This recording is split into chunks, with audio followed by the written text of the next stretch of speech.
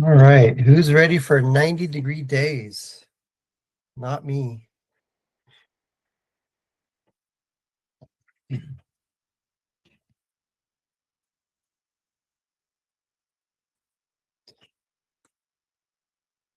Today's class is the influencer marketing class and how to prepare for the college fair that's coming up. If you are in Arizona, there's two fairs that are coming up this weekend, depending on if you are in the East Valley or the West Valley. One is on Saturday and the other one's on Sunday, March 1st. The one on March 1st, Sunday, is going to be at the ASU West campus. We'll talk about that in a moment. If you live elsewhere, do a Google search and type in college fair and the name of the city that you're in, and you should be able to find it. So we're going to talk about how to get colleges to notice you, and this is one of the Be Intentional program classes. So be intentional is an adjective. It's a function word that depends on something or another word. So we have to be intentional about our grades, intentional about our test scores, our involvement with clubs and colleges, and we have to be intentional about our college applications and our college fair visits. Influence. This is a good word for your SAT and for your essay. The power of influence is the power to have an effect on people or things. She used her positive attitude to positively influence the college recruiter's admission decision. He used his energetic attitude to positively influence the college recruiter's scholarship decision.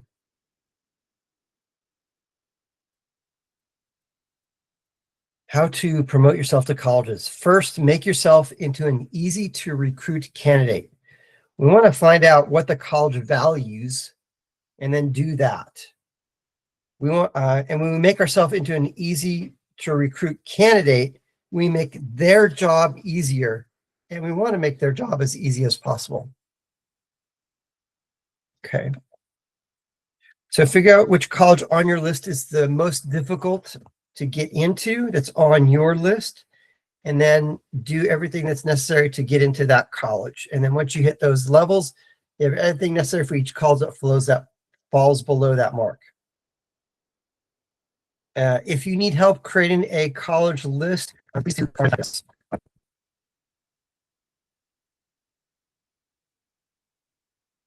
So college applicants are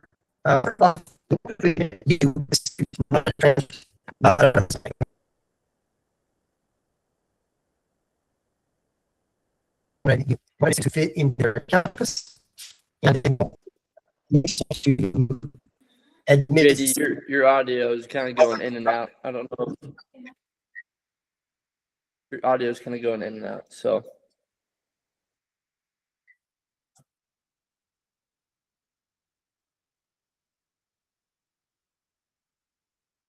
Is it okay? I'm gonna turn off my video.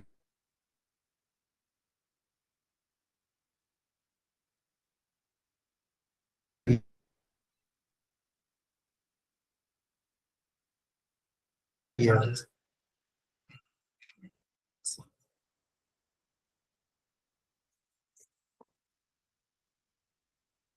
Hang on a second.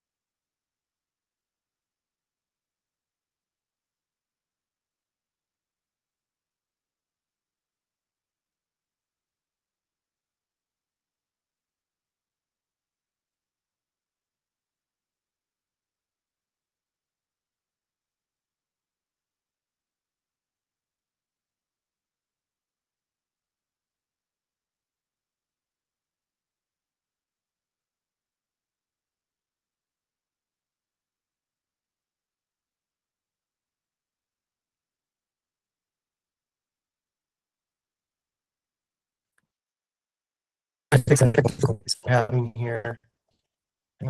Please.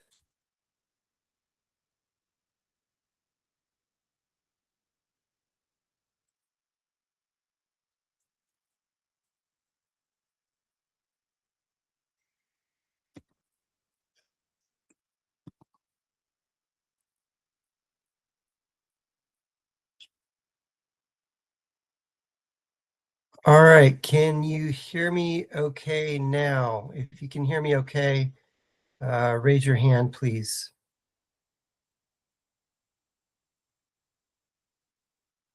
All right, good. Okay, let's start this again.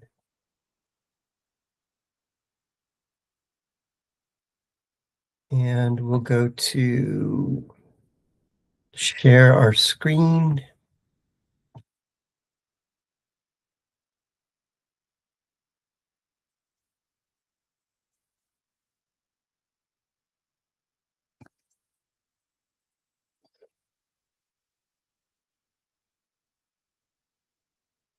Okay. Technology is a wonderful thing as long as it's working. So hopefully this will work for you. 5 things that colleges really look for in a college applicant is they want to admit a student, not a transcript. They want to admit students who will fit in at their campus, and they want students who will make a positive impact on their rankings.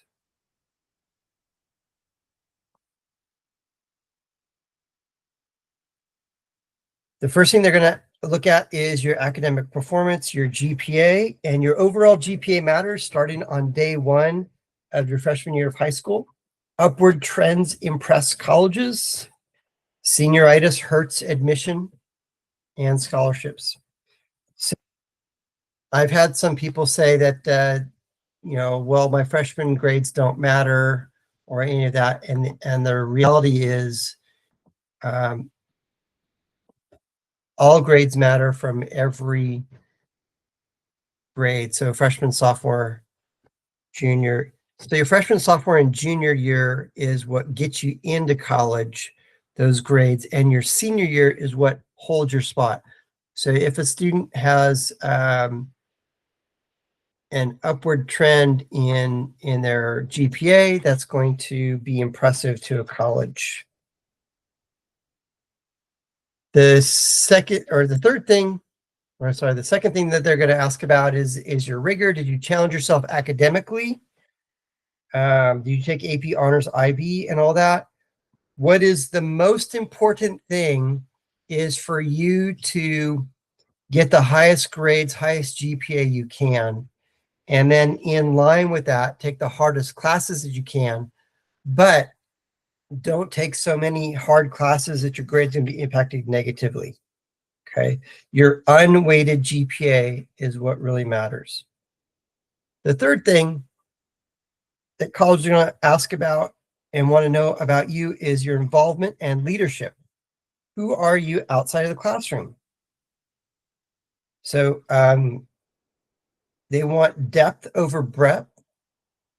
They would prefer leadership roles, commitment over time, how you've impacted the community, and 3 to 5 meaningful activities is better than 15 shallow ones.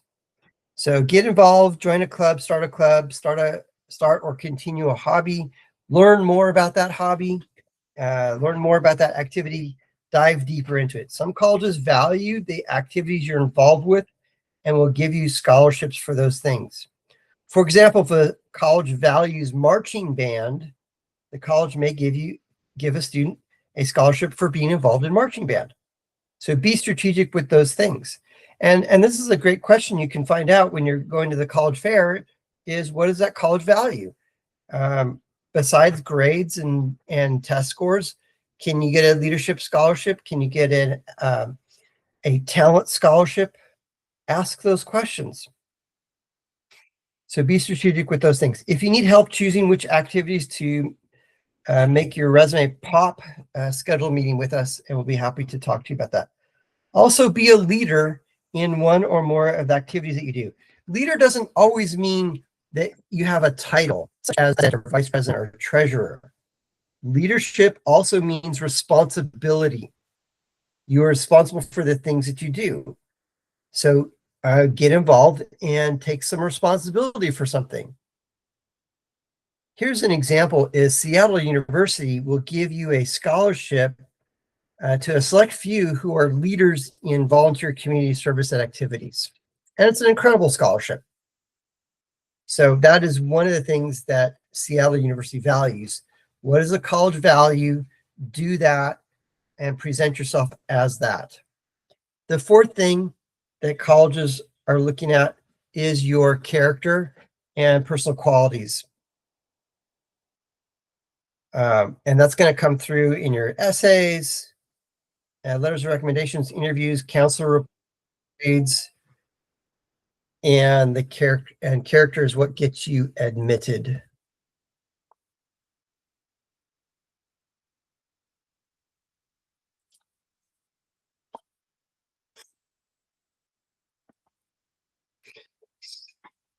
The character is what's going to shine through in your resume and in your essay and in your recommendation letters. So for those of you who are juniors, the month of April is when you're going to approach your teacher and ask for recommendation letters. Say something like this: I'll be applying to colleges in the fall. Can you write me a great recommendation letter? And that's the word I would use, great. And if they agree to that, awesome, thank you very much.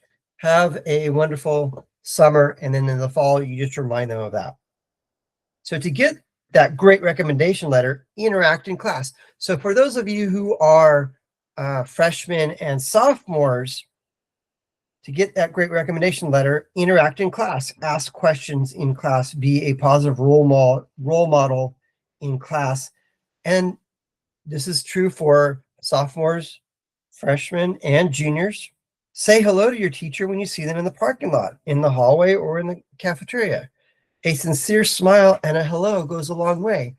And by you being friendly with your teacher, you're going to get a better recommendation letter. The fifth element of what colleges want in an applicant is demonstrating interest and fit. Demonstrating interest is critical. Colleges want to admit students who have the desire to attend their college. Students who show genuine interest often receive stronger admission and stronger scholarship consideration. Colleges will reject students if the college feels that the student has not demonstrated interest or has not demonstrated interest enough. So here's Max's story. Max applied to University of Miami, and I was reviewing his details and everything. And I was looking at his statistics, and his grades and his test scores were well above the average student that was admitted to the University of Miami. So I was thinking in the back of my mind, he should probably get in. Well, in December of his senior year of high school, he called me up and said he was deferred admission, not admitted, not rejected, kind of in that neutral negative area in the middle. And here's what we know about University of Miami. We know that University of Miami liked Max. How do we know that? Because they didn't flat out reject him. Now, the reason why they did not admit him, and I asked Max a few questions and confirmed this, was he did not demonstrate interest at that college at all. So they looked at Max and like, yeah, we like his stats, we like his grades and all that, but we, University of Miami, we are not certain if he's going to choose to come to our college if we admit him because he has not demonstrated interest. So imagine this. If you're hosting a party, are you going to invite someone who does not want to go to your party? No, of course not. You're not going to invite that person. So what we ended up doing with Max was we did a 10-week plan where he did a crash course of demonstrating interest to University of Miami, and they did reverse his decision. However, that whole headache could have been avoided had he demonstrated interest right from the beginning. And we'll talk about proper ways to demonstrate interest as we progress through tonight's presentation. Why is it financially to you? Stronger applicants tend to receive larger scholarships, have better admissions options, and have greater leverage if you appeal for more scholarships. This is one area that we at AZ College Planning will help you. We will help you build a list of colleges that would we'll help you build a list of colleges that want you, and you'll have a better probability of admission and a better probability of scholarships.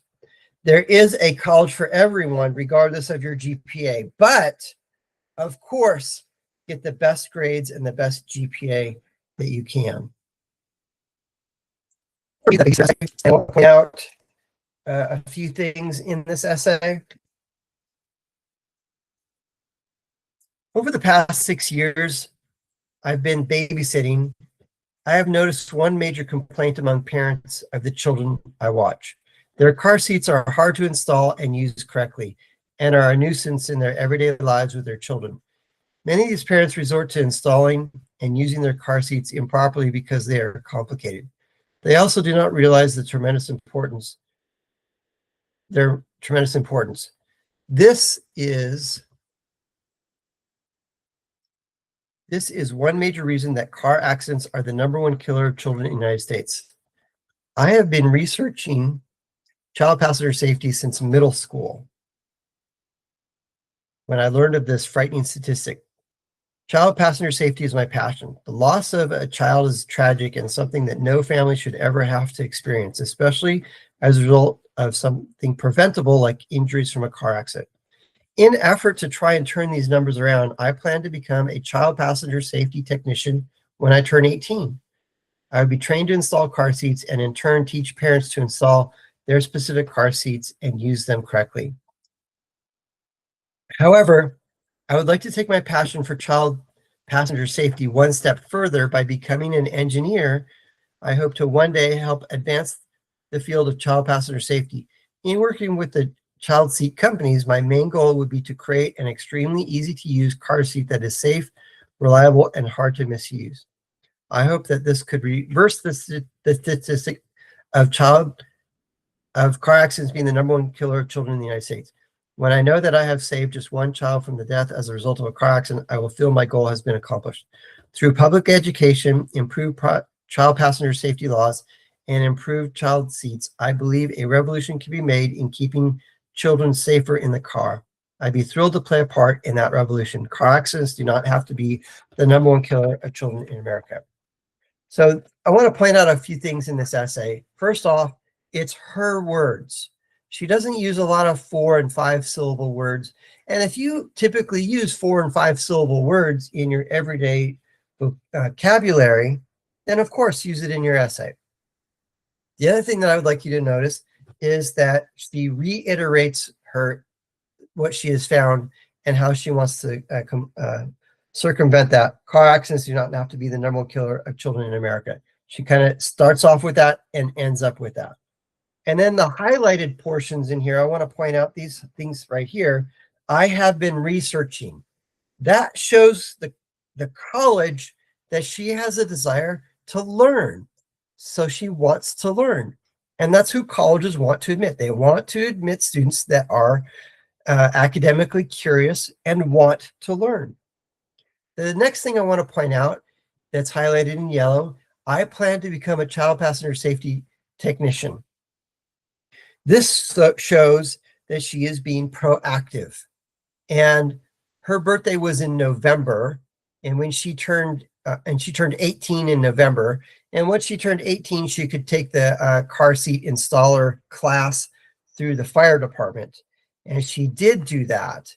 And when she finished and got certified, she sent an email to each of the colleges that she applied to and said, hey, I just want to update you and let you know that I am now a child passenger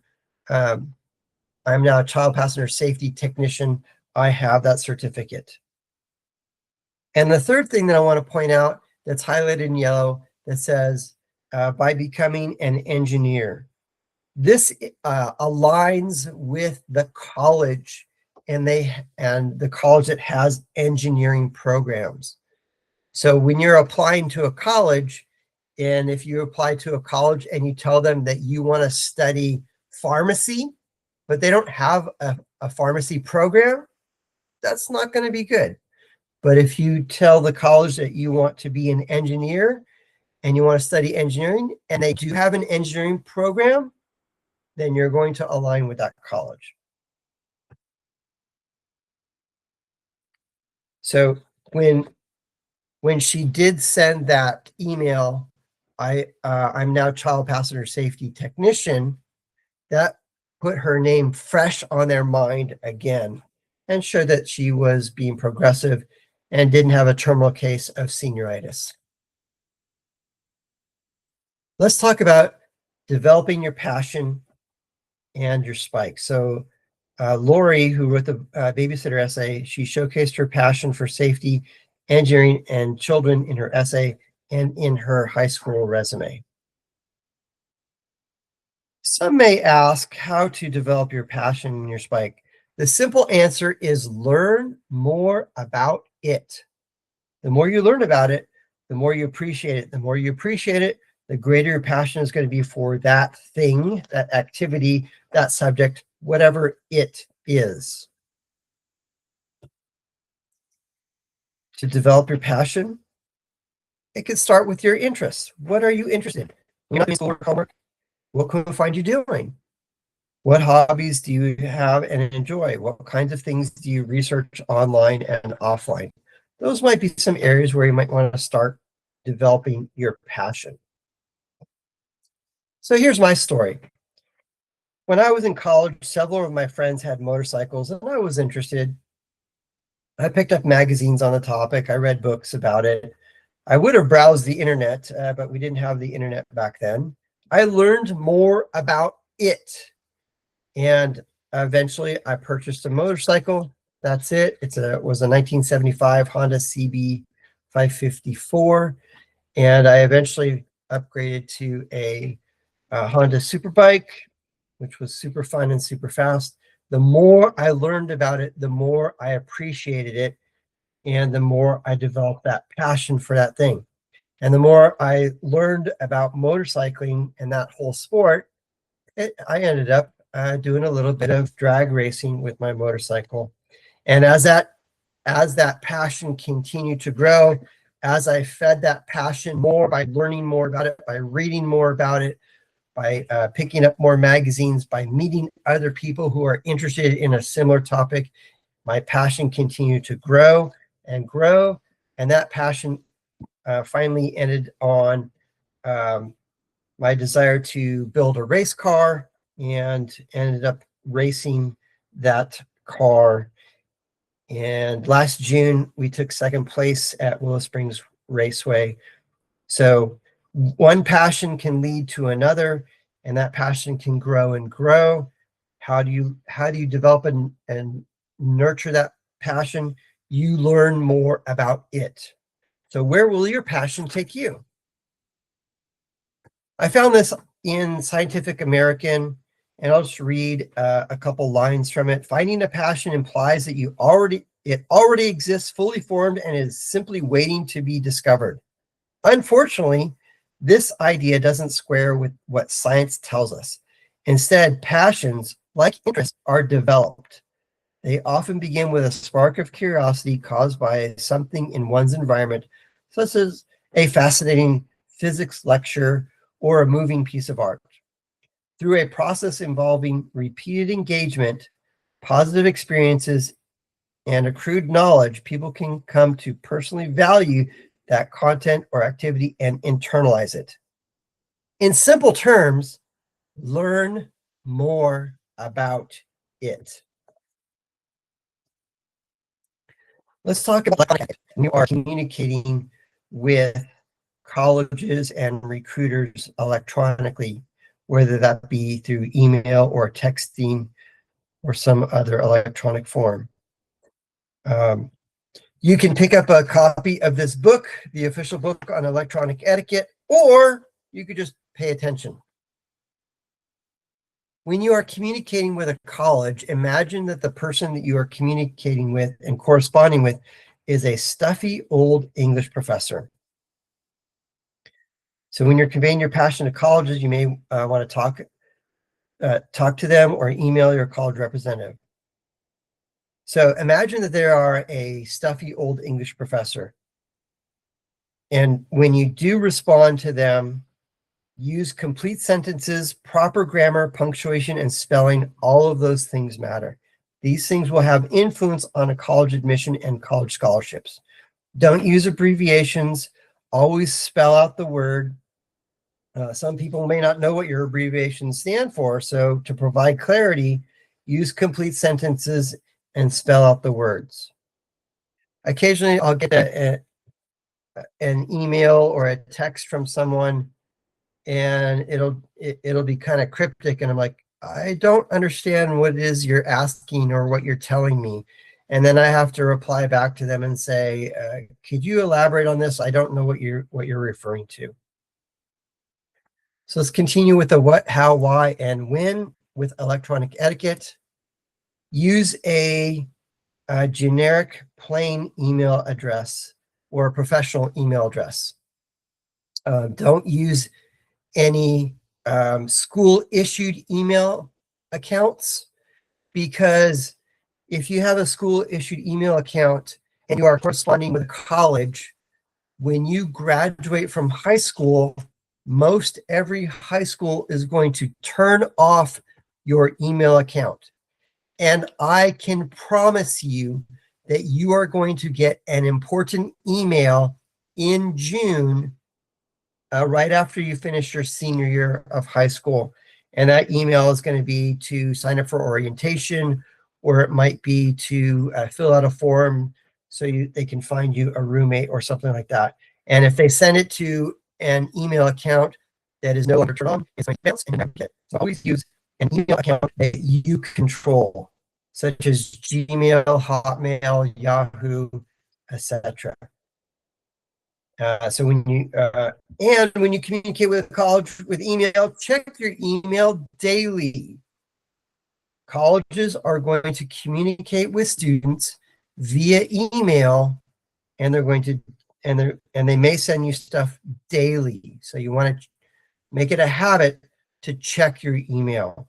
And what I like to do is I create a folder in my email, and I call that folder College Communications.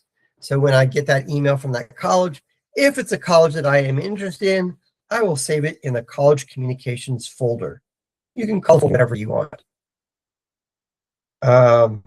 Use a professional email account. Could be your first name, last name at Gmail or something like that.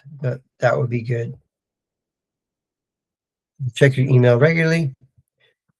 And create a signature file. A signature file is something that is put at the bottom of your email for every email that you send. And in this case, I want to put something like your name and then class of 2027 or 28 or 29, whatever it is that you are. I also like to include your home address and your phone number and your email in your signature.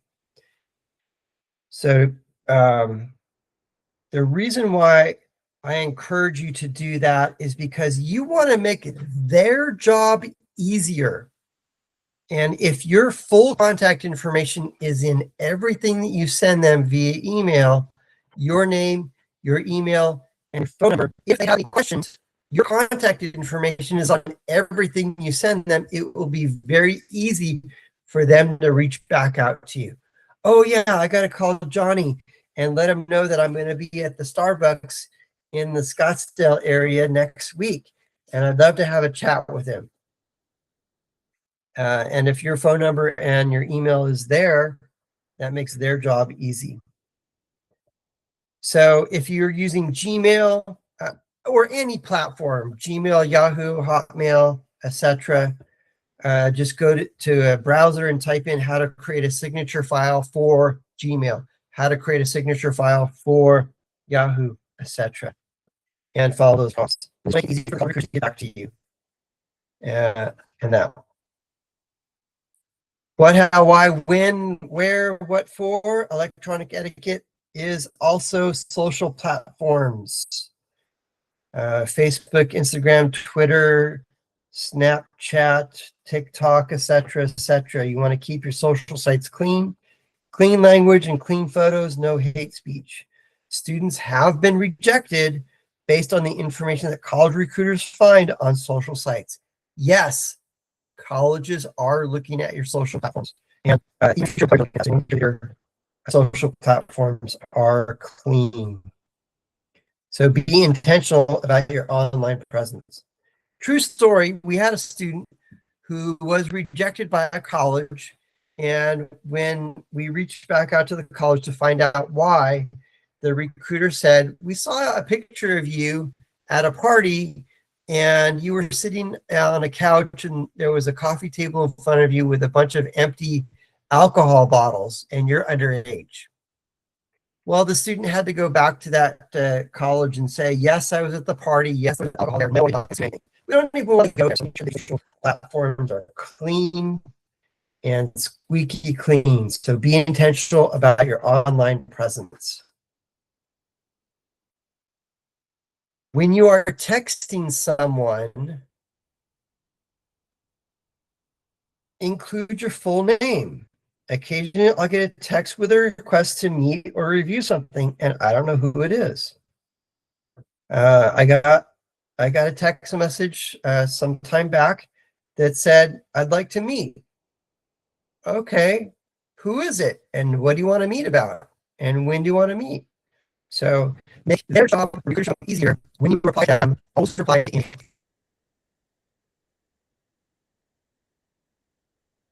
sentence and always conclude with your name. You don't necessarily have to put your phone number in there. You don't necessarily have to put your email address in there, but do conclude with your full name. Why? Because we want to make their job easier. And believe it or not, I thought that I was the only one named JD. Well, it turns out there's more than one in that. And even if you have a unique name, there's more likely more than one. So recruiters use text as a means to communicate with potential college candidates. Sometimes the recruiter may text 100 or more students. And when you send a text with your full name, it makes the recruiter's job easier. So if the recruiter texts you and says, would you like to meet next week at the Starbucks? You want to say, yes, I would like to meet at Starbucks at 6 p.m. or whatever the time is. JD Wyzalik. We want to make their job as easy as possible. So why do we do these things? And why? There's two terms that you need to be familiar with. The first one is demonstrating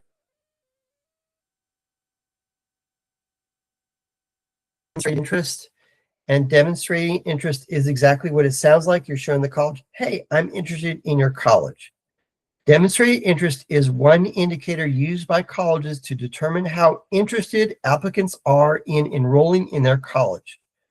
Demonstrated interest can be assessed through various contacts with the admissions office, including requesting information, campus tours, and contact with admissions representatives.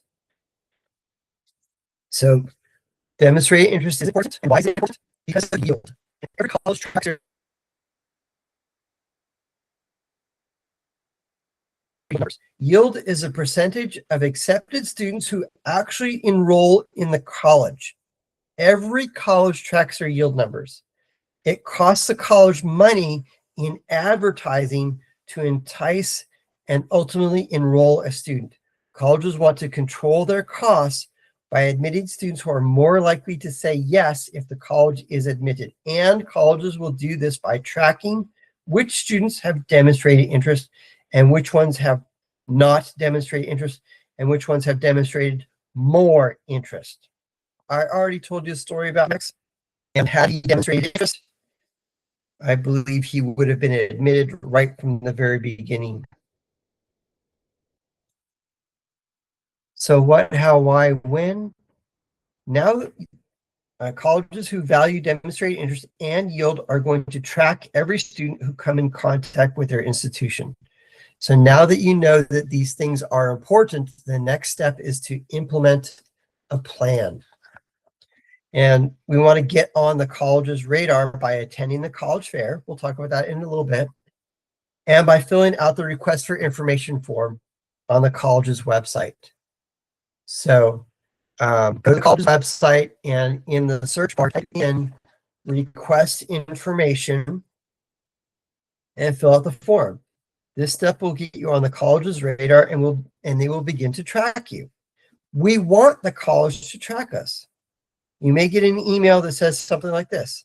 Hi, my name's Steve. I'm your recruiter contact at ASU. If you have any questions, please contact me. So there is a request in there, and Steve is asking if you have any questions, contact them. So that's one thing that you need to do is reach out, contact them. And probably Steve's number there, and we'll have Steve's email address, and you can email and call that person and ask them some questions. Here's an example of what the request for information form looks like. It's going to ask you for your name, and it may ask you for your address, your phone number, your email address, all of those things. So again, go to the college's website, in the search bar, type request information. It should bring you to a form that looks like this. If you can't find the form, call the school up on the phone and ask them to send you information, and they'll type all this stuff in on their end. Sometimes they'll ask you what your intended major is, and it's okay to say undeclared right now. And sometimes they'll ask you about your grades. Sometimes they'll ask you about your test scores, SAT or ACT. And if you don't have a score, just tell them pending, or you will be taking it sometime in the future. Whatever information it is that they're asking for, please provide them with that data. The purpose of the college fair is two things. One is to get more information about the college, and you're going to do that by getting their brochures and talking with the admissions recruiter. And the second is to meet the admissions recruiter and develop rapport with that person. It will be the college admissions representative or the college admission representative and a panel of people who make the decision of admission and scholarships. Getting to know this person can help increase your chances of admissions. So for those of you who are seniors and you've already applied to colleges and you've already been admitted, go to the fair and meet that recruiter and say, hey, I want to let you know I was admitted to your school. Hooray, can't wait to see you there. And continue that report. For those of you that are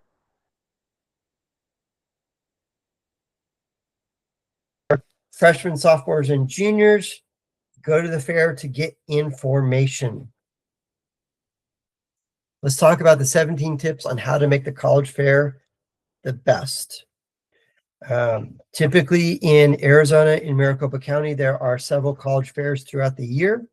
You can go onto the internet and type in college fairs near me or college fairs in my city, and it will give you a list of those colleges.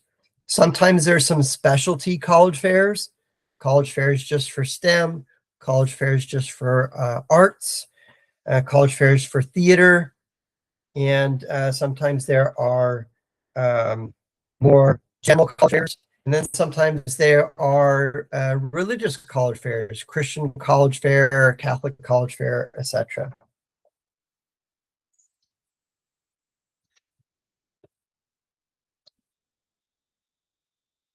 All right. Before you go to the college fair, find out when and where it will be. If you live in a different part of the country, do an internet search and find that college fair. Tip number 1. Register online.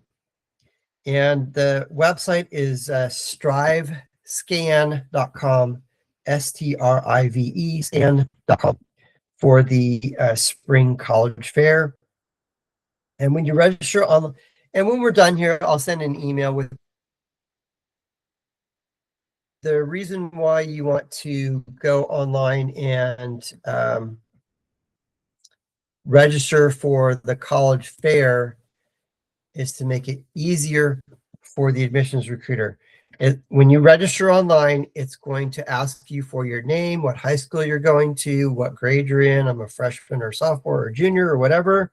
And then sometimes it'll ask if you've taken the SAT or ACT, what score you've gotten, whatever it is that they're asking for on this form, provide them with that information. And then it will create a barcode, and you can print out that barcode or you can save it to your phone so that when you go to the college fair and you talk to the recruiter, you can hold up that barcode and they can quickly scan it and capture your information instead of sitting there and handwriting your name and your phone number and your email and all that stuff. That gets a little bit tedious if you've done it, 10 or more times as you're visiting 10 or more college booths at college fair. So by having that barcode, you won't need to fill out dozens of cards with your contact information, a quick beep, and the college has it. And again, we want to make their job as easy as possible. And this is one way to do that. Tip number 2, before the college fair, check the roster to see which colleges will be in attendance and which colleges you want to talk to. I'll send out a link with a list of the colleges that will be at the college fair. You can click on that and you can read that list and pick a couple colleges that you want to go and talk to. So review the attending schools in advance so you can identify which schools you want to learn more about. This way you can make priorities to visit those college booths first. Tip number 3, before the college fair, create a plan. Some college fairs will give you a map and of the venue, and you can circle which colleges are on that map. So maybe Pepperdine is going to be at booth number 50. You circle booth number 50 and straight in and talk to that recruiter. Or maybe ASU is booth number 3. You'll circle that and make a beeline and go talk to them. So they'll give you that map and you can find out where they are. Also pick 2 or 3 colleges that you've not heard of and talk to them. Who knows? It might be a perfect fit. Check out the colleges that you're interested in first, then look at 2 or 3 more colleges that you haven't heard of. Tip 4 is be prepared with a list of questions. If you don't know what questions to ask, I'll email everyone a list of questions after we're done with this webinar, and you can just pick a couple questions to ask.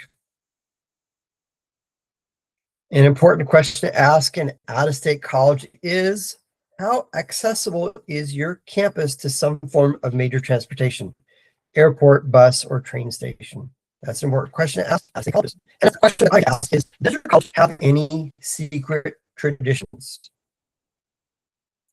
So at my alma mater, Biola University in Los Angeles, our mascot was the eagle, and we had a giant 300-pound cement-shaped egg that was painted gold, and it had the Biola eagle logo on it. And for fun, it would go missing every once in a while. Before a game, it would show up after a game or whatever. And now that the statute of limitations has passed, I don't know how that egg ended up in our dorm hall. So that was just fun. Tip number 5, forge your own path. Don't be afraid to split up from your friends and your parents. In fact, ditch your parents. Parents, it's okay for you to go to the college fair, but don't be the one that engages with the college representative because the college wants to admit you, wants to admit your student, and not you. I had another family that went to the college fair, and mom walked up to the booth and was asking the recruiter some questions. And the recruiter said, "Where's your student?" And the mom said, Well, he didn't think it was important enough to come. That's an automatic no. Who want to admit to our college? Students that have an interest. And one way that you can show interest, demonstrate interest, is go to the college fair and you, the student, ask questions. Tip number 6, bring a bag. Bring a tote bag or something that you can use to carry all the material that you're going to collect from the college fair. Some venues only allow clear or see-through bags. Yeah, check with the venue to see what they will allow. Brochures and similar marketing materials are common at college fairs. Pick up any and all printed material. Bring some kind of bag that you can carry all that stuff. Sometimes the college fair will give you a bag that you can put all your stuff in, but be prepared. Okay. Tip number 7, dress appropriately. By dressing up a little bit, you'll show the college that you're taking this serious. What you are wearing helps to form the first impression that the representatives will have of you. You want to present an image that is professional and well put together. When talking to that representative, remember to smile and make eye contact to convey that you are interested in attending their school. And do not wear any shirts or hats that have college names or college logos on it.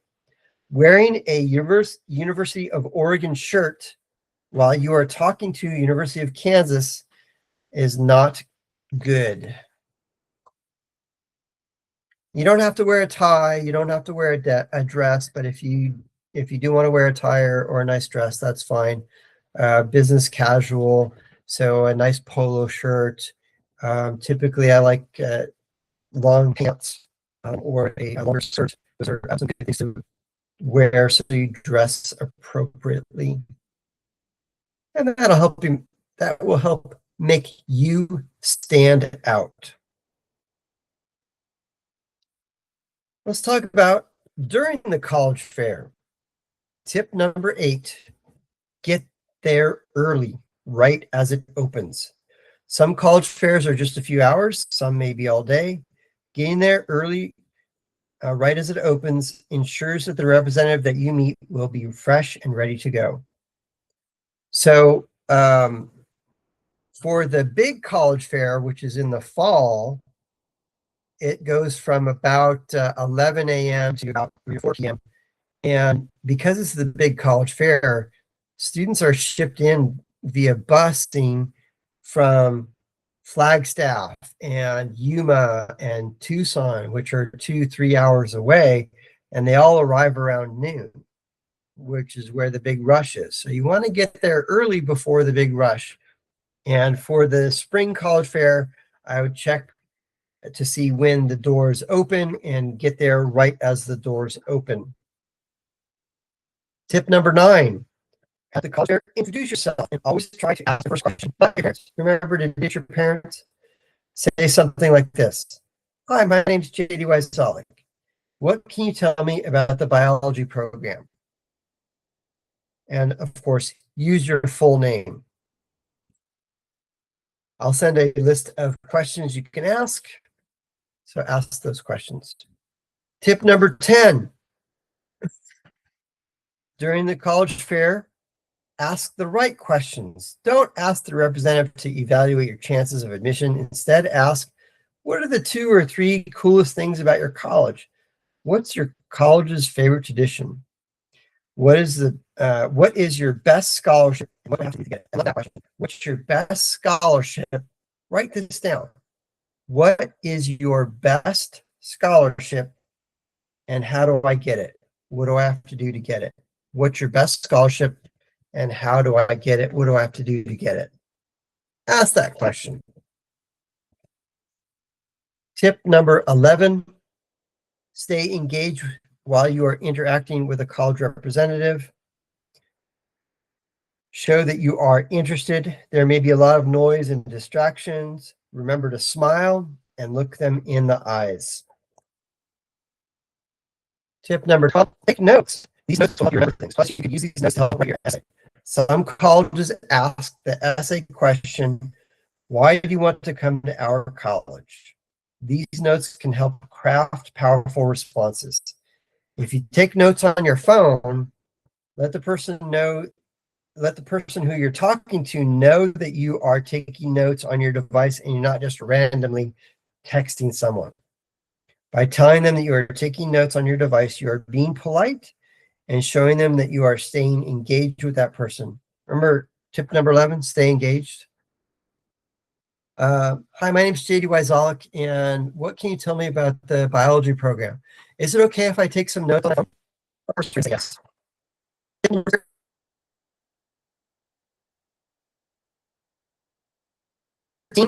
to get the recruiter's contact information and their business card, because if you have any questions after the fair, you'll be able to reach back out to them because you have their contact information. Ask the college representative for a business card. Don't just take it, ask them. Hey, can I have hi, my name is JD Wyzolek, and I'm interested in the biology program. Do you have a business card? What can you tell me about the business program? Do you have any secret traditions? What's your best scholarship and how do I get it? How do I do that? Tip number 14. After the college fair, take a look at brochures and business cards with their related notes. You took notes, right? Please take notes. Create a folder or something like that you can keep all this information together. Tip number 15. After the college fair, you may have some additional questions. Or perhaps you visited one college booth that prompted a question that you could have asked at a previous college booth. Well, now you can follow up with that college representative and ask those questions. By following up and asking more questions, you are continuing to demonstrate interest. Tip number 16. After the college fair, follow up with a thank you email. Because you picked up the college representative's business card, you've got their email address. If you really want to stand out, send a thank you. Less than 1% of students follow up with a thank you. This is the one most important step that can make you stand out. Dear Steve Smith, recruiter at XYZ College, thank you for taking the time out to meet with me at the college fair on Sunday when we talked about the biology program at your school. I really appreciate all the information you gave me. Sincerely, Dave. And you have your contact information in there because you set up your signature file. Tip number 17. After the college fair, check your email regularly. Set up a reminder to check your email at least once a week, preferably daily. Colleges communicate with students via email. Some college emails students with important tips or events. Check your email regularly so you don't miss out on these things.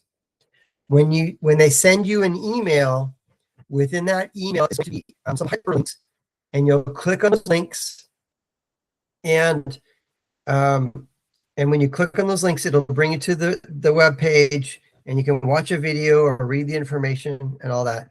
There are tracking code attached to those links, so they will know that you've clicked on those links. And they'll also know how long you were on that page. So click on those links, read the information, watch the videos, and sometimes they'll send out an email, hey, we're doing a Zoom presentation next week. Sign up for those things and attend those presentations. So a quick recap. Every college representative, staff, college professor, etc. Proper grammar and punctuation is important. Before you send an email, letter, or essay, reread it. Maybe have a parent read it or a counselor or a friend read it and correct it. Always use complete sentences. Conclude with your full contact information. Set up that signature file that has your full contact information. JD Wyzolek, and your address and your phone number and your email so that you can make it as easy as possible for them to get back in touch with you if they have any questions. When you text someone, include your full name. It makes it easier for them. Imagine how frustrating that could be for a college representative who's talked to 1,000 students, and now they're not sure who is responding. Make it easy for them. A sincere thank you will make you stand out. Very few students actually send that thank you email. It's the extra personal touch. This can help you develop rapport with that admissions representative. Thank them for telling you about the weather or about where you can find some new biology books or whatever it is. Remember that thank you note. It's super important. When a college admissions recruiter comes to your high school and it is a college representative that you are interested in, meet the recruiter, ask the recruiter some questions, and then follow up with that thank you email. If you are a freshman or a sophomore in high school and your high school is not allowing you to talk to a recruiter, they're doing you a disservice. Bring the big guns, mom and dad, and make sure that they allow you to talk to that recruiter. 3 important questions to ask. What is your best scholarship? What do I need to do to earn it? What kind of student are you looking for? And I love this question. I'm interested in your school. What's my next step? Ask one or all 3 of these questions. I saw this article in a Newsweek, and the title of the article was "Ignoring Emails from Colleges Could Hurt Chances of Admissions Experts Say." And Max says the same thing because he ignored emails from University of Miami. He was not admitted right away. Here's a quote from the article. If a student has not paused and clicked on an email, that may show a lack of demonstrated interest. So the college may not take a chance on admitting that student, even if they are completely qualified. And that was the exact scenario for Max. He was completely qualified, but he did not admit him because he would choose to go to their college because he never demonstrated interest. So on that note, check your email regularly. Click on the links in the body of the emails and interact with your emails. Click on those links, watch those videos, read those articles. They know how long you were on that web page, so do those things. 5 quick ways. Oh, here's the article. Newsweek, ignoring emails from colleges could hurt students' chances of being accepted, admissions experts say. Please demonstrate interest. I always demonstrate interest. Fill out the request for information form, go to the college's website, click on the search bar, type in request for information. Click on the hyperlinks embedded in the body of the email the college is sending you. Go to the college fair, meet the college admissions recruiter, and follow up with that thank you email. Attend virtual events, Zoom meetings, etc. These will be emailed to you. Check your email regularly. Physically go and visit the college when school's in session. A great time to visit the college is your fall break or your spring break. Your high school fall break typically doesn't coincide with the college's break, and you want to go when college is in session, so you can see the other students that are there and ask yourself the question, do you feel as if you fit in? Do you feel as if you can make friends? If the answer is yes, keep it on your list. If the answer is no, cross it off. So, yep. Max, tell the story like 3 times now. Yield percentage is important. College, email regularly, please demonstrate interest.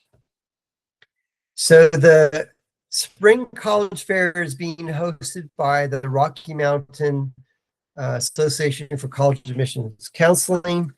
It's going to be March 1st from 1 p.m. to 3 p.m. at ASU West Campus. To register for it, go to strivecc.org. strivescan.com, strivescan.com, click on your state and fill out that information, save that barcode, QR code to your phone or print it out. And tell a friend about AZ College Planning. So go to the fair, connect with the recruiter, collect information, get contact information and business cards, follow up with that thank you email, and that. All right, let's go back here.